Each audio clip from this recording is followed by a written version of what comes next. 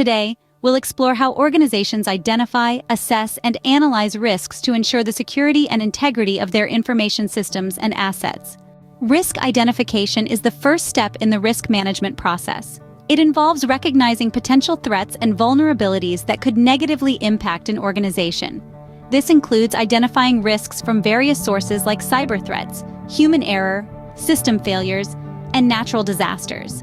For example, a company may identify a risk of data breach due to weak passwords.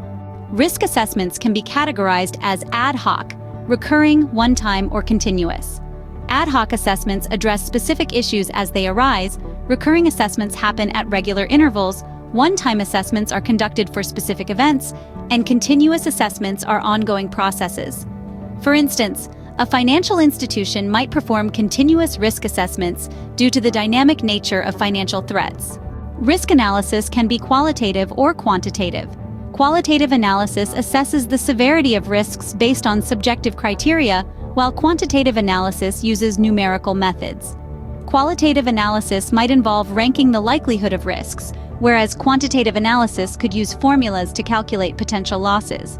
Single loss expectancy, SLE, is a quantitative measure of the financial loss from a single occurrence of a risk. It's calculated as the value of the asset multiplied by the exposure factor.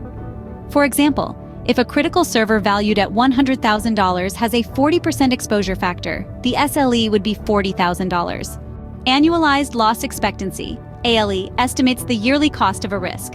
It's calculated by multiplying the single loss expectancy, SLE, by the annualized rate of occurrence, ARO.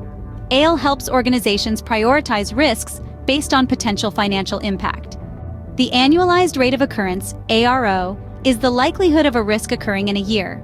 For example, if a data breach has happened twice in the past 5 years, its ARO would be 0.4, 2 incidents, 5 years.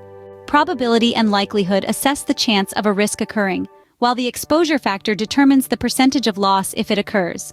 For example, a natural disaster might have a low probability but a high impact, necessitating specific mitigation strategies. Impact analysis evaluates the potential consequences of a risk.